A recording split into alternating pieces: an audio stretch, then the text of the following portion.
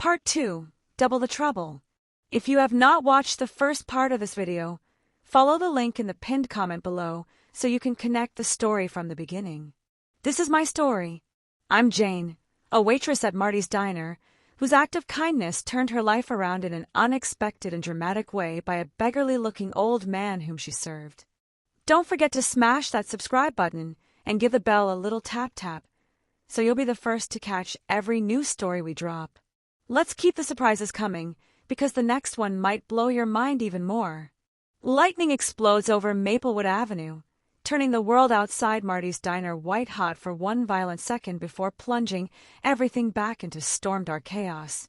The fluorescent lights overhead flicker like dying fireflies, then hum back to life with a buzz that sets my teeth on edge. Chrome fixtures catch the sickly green glow, transforming the familiar diner into something alien and threatening. I grip my tray, so tight my knuckles go white, watching silverware rattle against formica like dice in a gambler's cup. Thunder follows the lightning, a bone-deep rumble that shakes the building's frame and makes the coffee cups sing in their saucers. Outside, rain lashes the windows with renewed fury, as if the storm is determined to tear through the glass and flood us all. The overhead lights flicker again, longer this time, and in that strobing darkness I catch a glimpse of Harold Martin's profile, still sitting quietly in his booth, apparently untroubled by the chaos swirling around him. There's something about his stillness that bothers me, a calm that seems unnatural given everything that's happened tonight. Frank Doyle materializes beside the counter like a bad omen, rainwater dripping from the ceiling vent onto his grease-stained clipboard. His broad face is flushed with anger, sweat beading on his forehead despite the storm's chill seeping through the windows. He leans across the counter, close enough that I can smell the cigarettes on his breath mixed with something sharper, anxiety, maybe, or fear. "Clear that vagrant out, Janet," he growls, his voice barely audible over the storm's percussion. Loiterers don't pay the bills, and I got corporate crawling up my ass about numbers. His eyes cut toward Harold's booth with undisguised hostility. The old man sits alone, savoring his coffee like it's the last warm thing he'll ever taste. Steam curls up from his mug, and he holds it with both hands, fingers wrapped around the ceramic like he's drawing life from it. He ordered food, Frank. He's not loitering. He ordered the most expensive thing on the menu.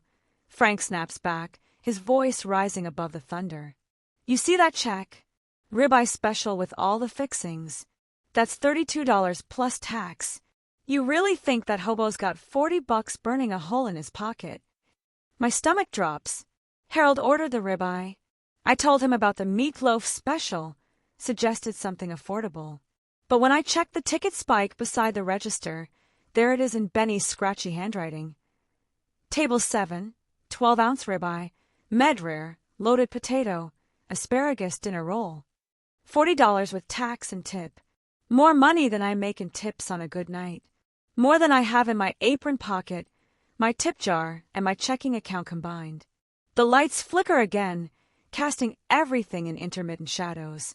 When they steady, Frank is staring at me with the expression of a man who's just won an argument he didn't want to have. "See the problem now?" he asks. That's not some down-on-his-luck guy looking for a cheap meal. That's either a con artist running a scam, or a lunatic who thinks he's still living in whatever fantasy got him on the streets in the first place. I want to argue, to defend Harold's dignity and my own judgment. But the numbers don't lie, and neither does the sinking feeling in my chest. Why would someone who looks like he hasn't had a decent meal in weeks order the most expensive item on our menu? Before I can formulate an answer, the antique National Model 100 register behind me erupts into mechanical chaos. The brass keys stick mid-transaction, trapped between positions with a grinding sound like broken machinery. The cash drawer hangs half open, revealing crumpled bills and scattered coins, while the receipt paper feeds continuously onto the floor in a growing white trail. And the bell, the damned register bell, starts ringing. Not the normal single ding of a completed sale, but a continuous, shrill clanging that cuts through the storm noise like an alarm. I lunge for the machine, trying to free the jammed keys, but they won't budge. The bell keeps ringing, each peal sharper than the last. What the hell is wrong with that thing? Lyle Crenshaw shouts from booth 3, where he's been nursing his coffee and watching our drama unfold. The burly trucker pounds the counter with his fist, making the sugar dispensers jump. "Shut it off!" A line forms at the counter, customers who want to pay and leave before the storm gets worse, or before whatever's happening here gets more uncomfortable. Mrs. Chun clutches her purse, her weathered face tight with anxiety. The teenage couple whispers urgently to each other, probably debating whether to just leave money on their table and run. The bell keeps ringing. Each clang feels like a nail being driven into my skull. I grab a butter knife from behind the counter and try to pry the stuck keys loose, but the mechanism is old and stubborn. The receipt paper keeps feeding, now pooling around my feet like confetti from a disturbed grave. "Fix it, Janet!" Frank barks, but he makes no move to help. He's too busy glaring at Harold's booth, where the old man continues to sit peacefully, apparently deaf to the mechanical chaos. Thunder crashes overhead, rattling the windows, so hard I'm surprised they don't shatter. The lights flicker again, longer this time, and in the strobing darkness the register bell sounds even more ominous, like a fire alarm or an air raid siren warning of incoming disaster. When the lights steady, the bell finally stops. The sudden silence is almost worse than the noise, heavy and expectant. Receipt paper carpets the floor around the register like snow, and the cash drawer hangs open like a mouth frozen mid-scream. "Great," Frank mutters, surveying the damage. "Now we can't process any sales. Corporate's gonna love this." But I'm not thinking about corporate or broken registers. I'm thinking about Harold's order, about $40 I don't have, about the way Frank is looking at me like I've personally bankrupted the diner through my misplaced kindness. I need to check my tip jar. Maybe the dinner rush was better than I thought. Maybe there's enough there to cover Harold's meal if he really can't pay. It's a long shot, but it's the only shot I have. The coffee fund jar sits at the far end of the counter, a mason jar with Marty's Diner Coffee Fund, written in faded magic marker on a peeling label. It's supposed to be for buying better coffee beans, but mostly it collects spare change from customers who want to look generous without actually tipping well. I unscrew the lid with hands that tremble slightly, pouring the contents onto the counter beside the broken register. Crumpled dollar bills unfold like dying flowers, mostly singles, a few fives. Coins scatter and roll, nickels and dimes and quarters that add up to heartbreak. $12.37. That's it. That's what I have to show for 8 hours of slinging coffee and swallowing my pride. $40 might as well be $400, might as well be $4,000. The gap between what Harold owes and what I can pay is an ocean I can't cross, no matter how much I want to keep believing that kindness matters in this world. Frank appears beside me, tallying the coins with the efficiency of a man who's used to counting small sums. His wedding ring clicks against the quarters as he sorts them into neat piles. $12.37, he announces. That cover a $40 ribeye in your world, Janet? Maybe he's got money, I say, but the words sound hollow even to me. Maybe nothing. Frank sweeps the coins back into the jar with a gesture that feels like closing a coffin. Maybe you just learned an expensive lesson about bleeding hearts and business sense. From the back of the diner comes the sound of Benny cursing in rapid-fire Spanish. I turn to see him struggling with the kitchen's frosted side window, which has somehow blown open despite being latched tight. Cold rain sprays through the gap, hissing against the hot griddle where Harold's ribeye is cooking.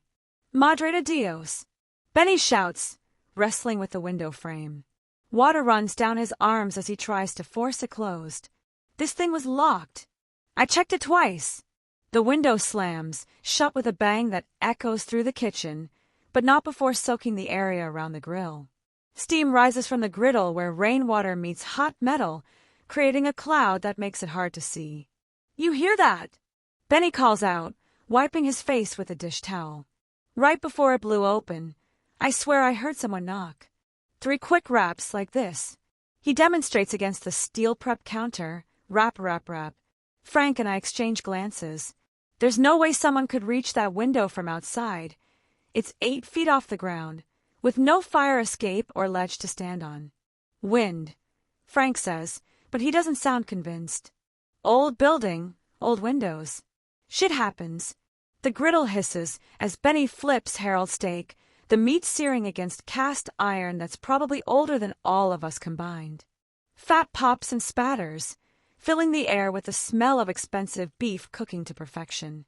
$40 worth of meat that might as well be caviar and champagne for all the good it's going to do anyone. Outside, the storm has reached a new level of fury. Rain hammers the windows like bullets, and the wind howls through gaps in the building's aging bones. But strangest of all, the neighborhood's stray dog, Rusty, the red mongrel who always barks during storms, has gone completely silent. Rusty's been the soundtrack to bad weather for as long as I've worked here. Every flash of lightning, every crack of thunder sets him off, his howls echoing through the empty streets like the voice of the storm itself. He's out there somewhere, probably huddled under the loading dock behind Miller's Hardware, but tonight he might as well not exist. The silence where his voice should be feels wrong, like a note missing from a familiar song. Even the storm seems to notice, the rain falling with less intensity, as if it's listening for something that isn't there. Frank's phone buzzes against the counter, the vibration cutting through the relative quiet. He glances at the screen and frowns, his thick fingers swiping to unlock it. "What the hell?" he mutters, squinting at the display. I lean over to see what's caught his attention, and my blood turns to ice water in my veins. There on Frank's phone screen is a photograph, crisp, high resolution, and impossible. It shows me pouring coffee for Harold, taken from an angle that suggests the photographer was standing near the front windows. But it's timestamped just seconds ago, when Victor Kane was already long gone, and the parking lot was empty except for puddles reflecting the neon sign. The image is perfect in its clarity, every detail sharp, from the steam rising from Harold's cup to the concentration on my face as I poured. But there's no sender ID, no message, no explanation for how it appeared on Frank's phone. "Who sent this?" Frank asks, his voice tight with confusion and something that might be fear. I shake my head, still staring at the impossible photograph. Victor Kane vanished into the storm an hour ago, disappeared so completely it was like he never existed. But here's proof that someone was watching, documenting, recording our every interaction with Harold. Frank spins around, scanning the rain-streaked windows for any sign of the mysterious photographer. But there's nothing outside except the storm's fury and the empty parking lot, its asphalt surface broken by potholes that have filled with black water. "Check the back," Frank orders, his manager's authority reasserting itself in the face of the inexplicable. "See if anyone's out there." But even as I move toward the rear exit, I know we won't find anyone. Whoever sent that photo is either long gone or better at hiding than anyone has a right to be. The image feels less like evidence of surveillance and more like a message, but what kind of message, and from whom, I can't begin to guess. The back door is solid steel, painted industrial green, and equipped with deadbolts that Frank insists we keep locked during storms. I flip the switches for the exterior lights, but half the bulbs are burned out and the other half barely penetrate the rain. Through the small window set into the door, I can see the alley that runs behind the diner, a narrow strip of cracked pavement lined with dumpsters and abandoned shopping carts. Water rushes along the broken curbs and improvised rivers, carrying debris from the surrounding neighborhood towards storm drains that are probably already overwhelmed. No sign of Victor Kane or anyone else. No footprints in the mud, no disturbed trash cans, no indication that another human being has passed this way in hours. Just the storm and the darkness, and the feeling that I'm being watched by invisible eyes. I return to the dining room to find Frank still staring at his phone, his face pale in the fluorescent light. He looks up when I enter, hope and fear warring in his expression. "Anything?" "Nothing," I report. "Whoever took that picture is gone." Frank pockets his phone with the careful movements of a man handling something dangerous. "This is getting too weird for me, Janet. I don't know what kind of game you and your hobo friend are playing, but I don't want any part of it." "I'm not playing any game," I protest, but Frank isn't listening. He's moved on to the next crisis, and there's always a next crisis at Marty's Diner. Chuck Warren has been sitting in his booth by the door, nursing a mug of black coffee and radiating menace like heat from a furnace. He's been patient up to now, content to watch and wait while Frank and I deal with the register and the photographs and the impossible strangeness of this night. But Chuck's patience has limits, and we've apparently reached them. He stands up from his booth with the deliberate movements of a man who's made a decision he's going to enjoy. His leather jacket gleams wetly in the fluorescent light, and his boots squelch against the checkered tile as he makes his way across the dining room. Harold sits in booth 7, hands folded calmly in front of him as he waits for his impossibly expensive meal. He doesn't look up as Chuck approaches, doesn't show any sign that he's aware of the danger closing in. There's something about his stillness that seems almost meditative, like he's found some inner peace that external circumstances can't touch. Chuck slams his palm against Harold's table with a sound like a gunshot. Silverware jumps and rattles, the water glass tilts dangerously, and coffee sloshes over the rim of Harold's mug. "Time to move along, Grandpa." Chuck snarls, his voice carrying the particular venom of a man who's decided that his problems are someone else's fault. "You've had your fun, but the show's over." Harold looks up slowly, meeting Chuck's furious stare with eyes that hold no fear, no anger, no reaction at all. It's the kind of calm that either comes from supreme confidence or complete resignation, and I can't tell which.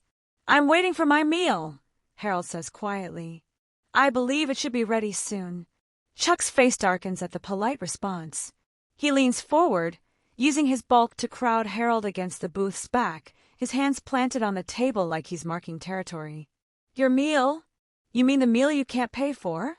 The meal that's going to come out of this poor girl's paycheck because you're too proud to admit you're broke."